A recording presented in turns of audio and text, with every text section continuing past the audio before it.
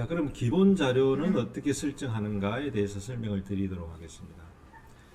자, KTDB 아까 말씀드린 대로 한국교통연구원에서 제공하는 기본 자료입니다. KTDB는 전국 지역간 및 수도권 제외 강력권 분석을 할 때 사용한다.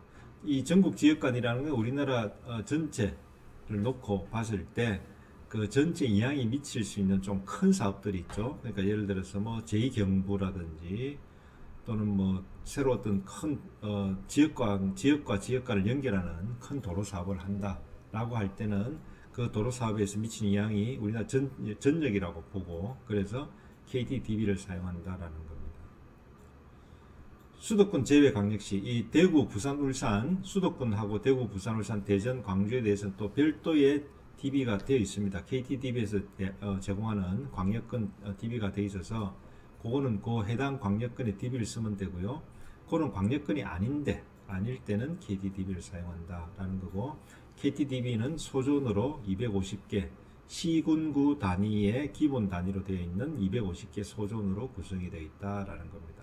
그래서 2017년 기준 KTDB를 보면 지역간 OD, 아까 말씀드린 오리진과 데스티네이션에 대한 통행량을 표현해 놓은 매트릭스가 되겠습니다. 그 매트릭스에 목적별 통행량이 있는데, 이 목적이라는 건 통행하는 목적별로 몇 통행이 발생하냐라는 거죠. 그래서 출근 통행, 등교 통행, 업무 통행, 쇼핑 통행, 기가, 여가 뭐 이렇게 나눕니다. 보통 교통하는 분들이 이렇게 나눴는데, 여러분 전체로 보면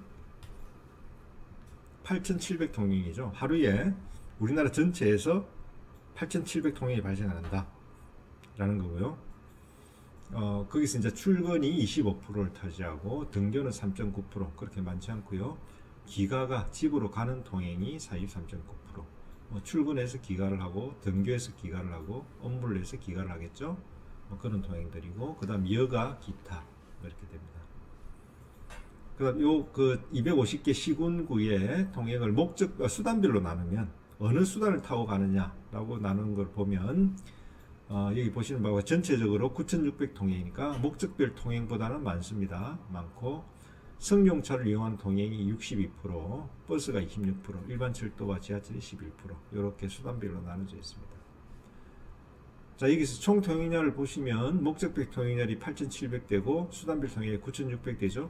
이 수단별 통행량이 9,600대로 많을 수밖에 없는 이유는, 예를 들어서 내가 출근을 할 때 승용차를 타고 갔다가 버스를 탈 수도 있고, 그죠? 아니면 뭐 지하철을 타고 갔다가 도보로 갈 수도 있고, 그래서 하나의 목적별 통행량이 두 개의 수단이 들어갈 수가 있습니다. 그래서 목적별 통행량보다는 수단별 통행량이 좀 많은 형태를 보이고 있다, 이렇게 보시면 되겠습니다. KTDB가 매년 배포하진 않고요. 이제 몇 년마다 배포를 하는데, 2018년에 배포된 KTDB를 보면 KTDB의 기준연도는 2017년, 그러니까 2017년까지 우리가 구독할 수 있는 모든 자료를 바탕으로 분석을 했다라는 거고요. 그 다음 장래연도는 2020년, 25년, 30년, 35년, 45년 이렇게 해서 장래연도는 총 6개 연도에 대해서 OD와 네트워크를 제공을 한다라는 겁니다. 그러면 예를 들어서 2020년, 2025년 사이에 2023년이 있다 그러면 그거는 KTDB가 없죠. KTDB가 없는데, 그런 경우는 어떻게 하냐면 2020년 분석하고 2025년 분석해서 그 내사법이라고 그러죠. 인터폴레이션에서 그 가운데 거를 이렇게 평균값을 내서 하면 되겠습니다.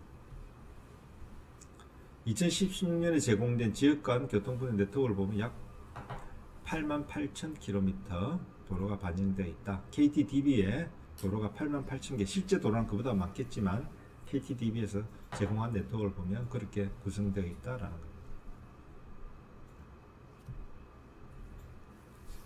자, 예비 타당성 조사를 할 때 시간적 범위는 어떻게 설정이 되는가 라는 거고요.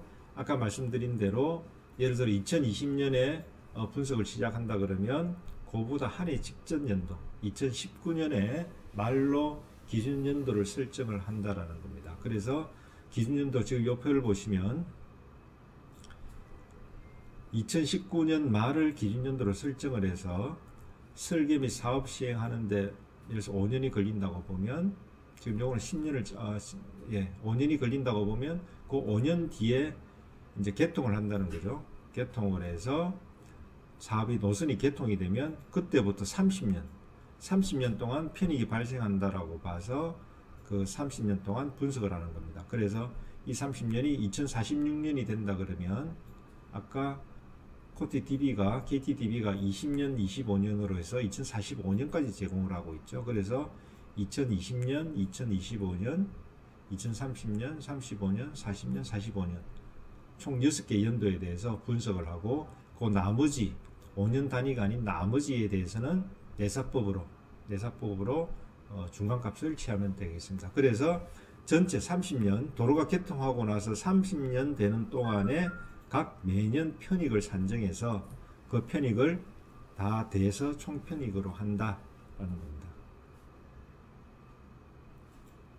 자, 공간적 범위는 이제 우리가 보통 이양권이라고 하죠. 근데 이양권보다 좀 더 큰 범위로 개념으로 분석 대상권이 있는데 분석 대상권은 그 해당 도로 사업이 있을 때 그 도로 사업에 분석하기 위해서 사용되는 OD 및 네트워크의 범위다. 그러니까 전체 우리나라 전체의 KTDB가 전체 우리나라 네트워크를 다 가지고 있다 하더라도 내가 예를 들어서 부산에서 있는 어느 고속도로 사업을 분석하는데 충청도와 서울에 있는 건 필요하지 않다는 거죠. 그래서 부산에 있는 고속도로에 대한 사업을 분석을 할 때는 이렇게 나중에 설명드리기 좀 자릅니다.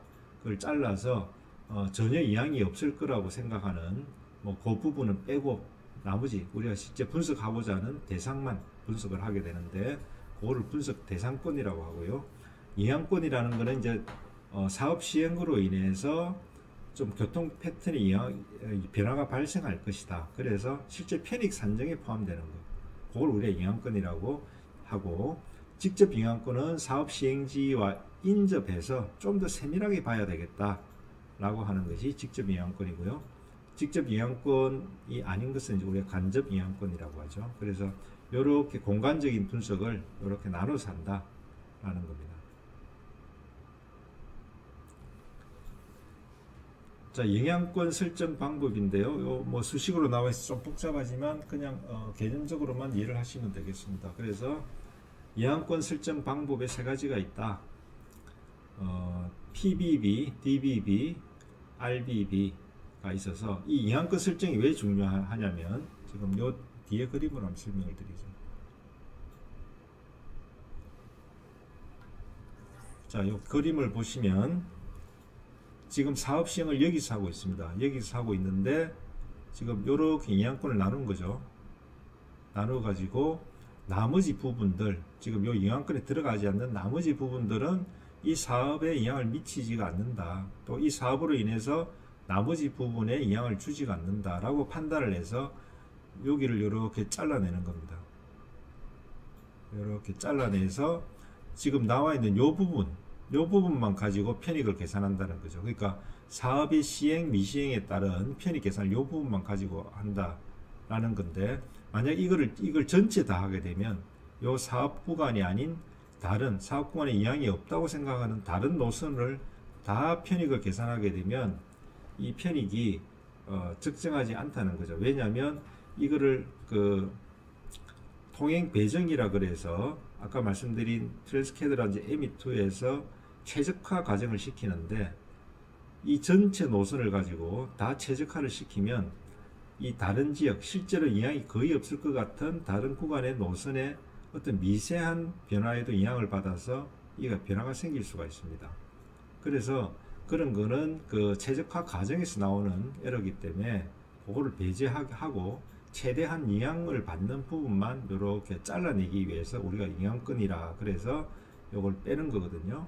빼서 실제 이 부분만 가지고 편익을 계산하는데 그럼 이 부분을 어떻게 뺄 것이냐, 이 사업이 시행됨으로 인해서 영향을 받는 부분이 어느 정도까지인지를 어떻게 계산할 것이냐 라는 게 지금 요 세 가지 방법입니다. 세 가지 방법인데 지금 요거는 뭐냐면 첫 번째 거는 사업 노선이 있는 도로 노선이라고 합시다.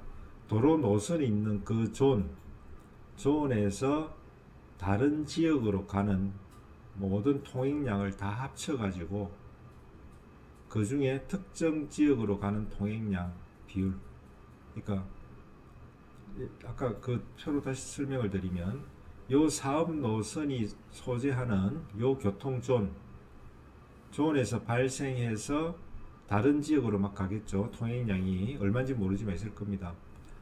그 전체 통행량을 다 합친 것 중에 요 존으로 가는 통행량이 몇 프로인가 라는 걸 본다는 겁니다. 그래서 그 비율이 요 존에서 발생하는 전체 통행량 중에 해당 존으로 가는 그 통행량이 미미하면 그거는 이항권에서 삭제를 한다, 제외를 한다라는 거죠.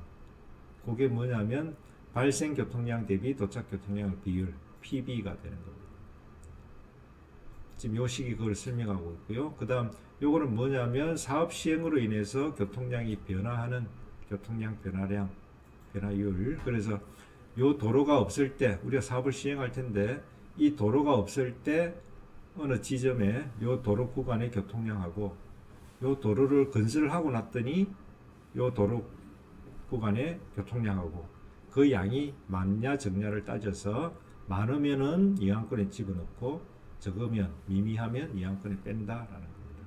그럼 요거는 그 교통량 변화량은 맞는데 비율이죠. 전체 비율로 따져서 몇 프로의 변화량이 생겼는가 라는 것을 따지는 겁니다. 그래서 요런 세 가지 기준으로 분석을 해서 아까 말씀드린 요렇게 이항권을 잘라내고 편익은 요 이항권 안에만 계산을 한다라는 겁니다. 이항권 설정 방법은 교통사업의 특성에 따라 측정한 수치가 상이할 수 있어 뭐 하나의 기준을 제시하기보다 연구팀이 세 가지 기준을 적용하여 요 말씀드린 요 세 가지 방법으로 다 숫자를 내보고 거기서 연구진이 결정을 한다. 이항권을 어디로 설정을 할지 결정을 하고 그 근거를 보고서에 기술한다 라는 겁니다. 대도시권의 경우에 네트워크가 복잡하고 혼잡 구간이 많아 사업의 시행으로 교통 패턴이 민감하게 변할 수 있다라는 거고요. 그래서 정상 과정에 특히 이항권 설정에 특히 신중해야 된다라는 겁니다. 지방부는 이걸 분석을 하게 되면 결과가 어느 정도 스테이블하게 나오는데 이 대도시권 혼잡이 심한 구간에는 약간의 교통량 변화에도 그 교통 비용이 많이 든 혼잡이 막 급격하게 발생하고 뭐 줄어들고 이러기 때문에 대도시권은 특히 이항권 설정에 신중해야 된다라는 내용을 설명하고 있는 겁니다. 그리고 아까 말씀드린 이렇게 전체 KTDB가 있으면 여기서 우리가 사업 구간이 있고 사업 구간의 분석에 필요한 이항권만 특별히 이렇게 잘라내는 그런 과정들을 설명하고 있습니다. 우리가 카운팅 스테이션이라고 그러는데 그래서 요 외부에 요게 잘라내서 요 잘라내고 나머지 뭐 예를 들어서 여기 한 200개 정도 존이 있을 텐데 그거를 우리가 단순화시켜서 1번에서 14번 존까지 14개 존만 가지고 단순화를 시킨다는 거죠. 그래서 여기 이 안에 이항권에 있는 네트워크가 이항권에 있는 몇 개의 존 그리고 외부 존 1번에서 14번까지 외부 존으로 단순화시켜서 분석을 하니까 분석 과정이 아주 신속합니다. 이 전체를 다 가지고 우리가 트랜스캐드에 넣어서 돌리면 아주 시간이 많이 걸리는데 이렇게 단순화시키면 분석도 빠르고 또 분석 결과도 스테이블하게 아주 안정적으로 나오게 됩니다. 그래서 우리가 보통 이렇게 이항권을 별도로 잘라내서 우리가 분석을 하게 되는 겁니다.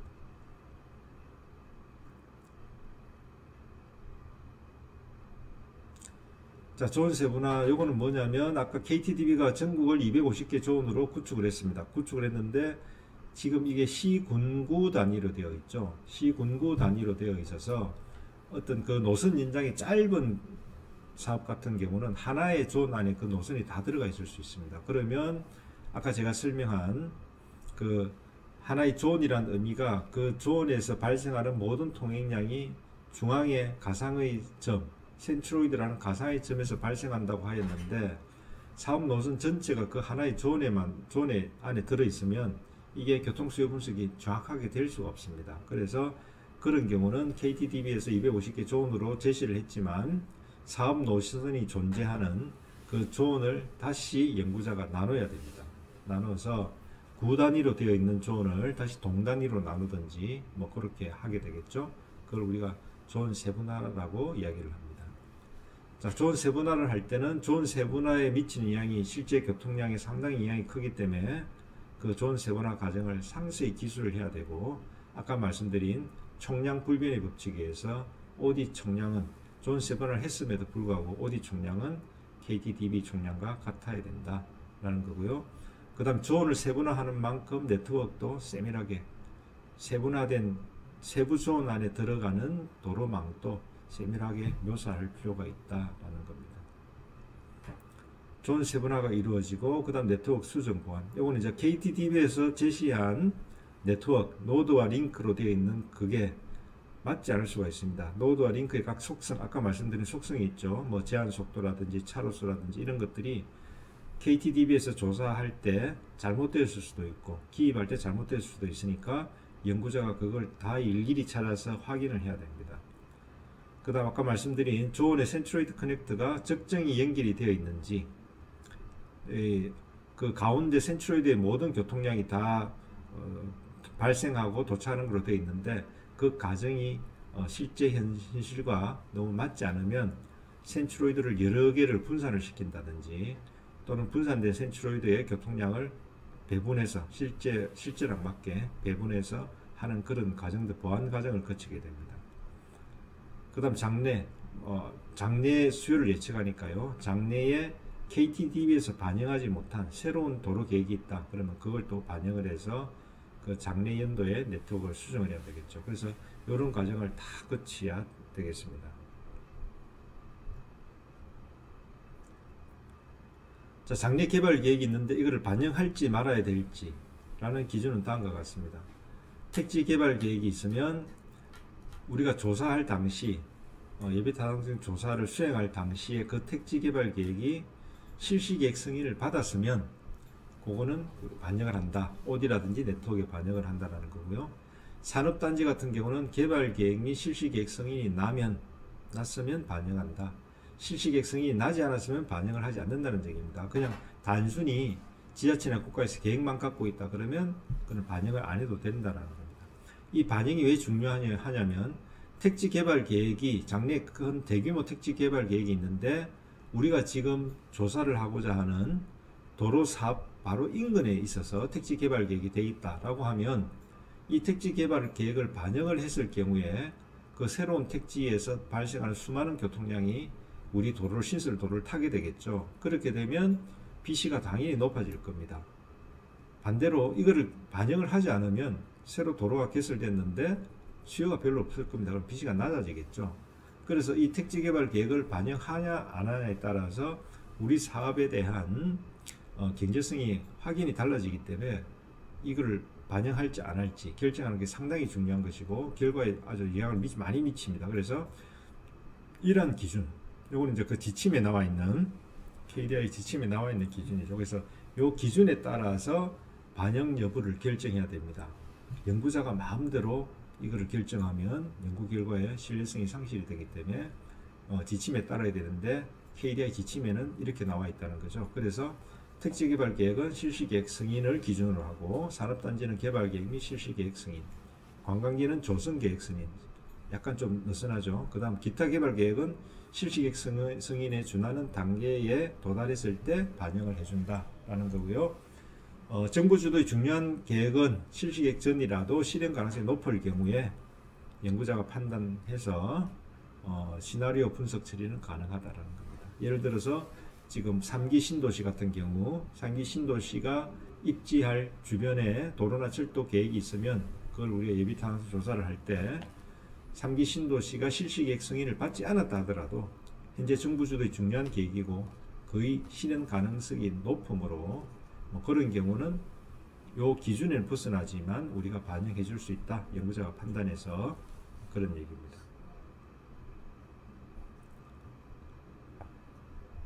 관광 수요 반영을 하느냐 마느냐인데요. 이제 우리가 분석을 할 때 KTDB는 일 단위로 되어 있습니다. 하루 단위로 되어 있는데, 이제 특정 지역 같은 경우는 하루 중에서도 첨도 시간이 있고 비첨도 시간이 있어서 교통량의 변화가 심한 구간이 있습니다. 그런 경우는 우리가 KTDB를 이렇게 시간 단위로 나눠서 쪼개서 분석을 하거든요. 그래서 필요에 따라서는 비첨도, 첨도의 어떤 변화량이 많은 곳에서는 우리가 그걸 나눠서 일 단위로 분석 안 하고 시간 단위로 분석할 수 있다라는 거고요. 그와 마찬가지로 관광 수요도 관광지에 있는 데는 보통 이제 여름 이 관광 시기는 이제 수요가 많잖아요. 그래서 막 차들이 많이 막히고 비수요, 뭐 겨울철에는 관광하는 사람이 없어서 차들이 안 막히고 도로가 좀 텅텅 비어 있고 그래서 성수기 비수기 사이에 교통량의 변동이 아주 많은 곳 거기서는 우리가 관광 수요를 반영을 한다라는 겁니다. 그래서 관광 수요를 반영을 할지 안 할지 여부는 월 변동 계수로 보는데 월 변동 계수가 1.2 이상인 경우에 관광 수요를 반영을 하자라고 지침에 나와 있다는 거죠. 여기서 월 변동 계수는 뭐냐면 연평균 일교통량이라고 해서 AADT, Average Annual Daily Traffic이라고 하는데 1년 365일 교통량을 365일로 나눈 겁니다. 그러니까 1월 1일부터 12월 31일까지 관측한 교통량 전체를 365로 나눈 거, 그게 AADT입니다. Annual Average죠. Annual Average인데 Daily Traffic이다 라는 거고요. 월 평균 일교통량은 한 달에 예를 들어 7월이면 7월 1일부터 7월 31일까지 관측한 교통량을 31일로 나눈 거, 그게 월 평균 일교통량입니다. 그래서 연 평균 일교통량 분의 월 평균 일교통량 해서 그게 1.2 이상이면은 이거는 관광 수요가 반영이 되어 관광 수요를 별도로 계산을 해야 되겠다라고 해서 관광 수요를 별도로 분석을 한다라는 얘기입니다. 그게 성수기 관광 수요 반영에 대한 얘기입니다. 그다음 유발교통량, 아까 설명을 드렸는데 유발교통량이 뭐냐면 원래는 없던 통행입니다. 원래는 발생하지 않는 통행인데 새로 어떤 교통시설이 들었음으로 해서 한번 가볼까? 뭐 새로 도로가 나아졌다는데 그 도로 한번 타볼까? 뭐 이렇게 새로 발생한 교통량을 우리가 유발교통량이라고 합니다. 교통시설에 의해서 유발이 된 교통량. 근데 아까 말씀드렸지만 예비타당 조사에 있어서 총통행량 불변의 법칙이 있습니다. 그래서 실제로는 유발교통량이 발생할 수 있지만 유발교통량은 반영을 안 하는 것이 원칙입니다. 대부분의 경우에 반영을 해서는 안 되는데 연도교라든지 연육교 같은 특수한 사업에서는 유발교통량을 반영을 안 하면 그쪽에 통행량이 제로가 되기 때문에 이런 경우는 특별한 특수한 경우로서 우리가 반영을 할 수도 있다라는 겁니다.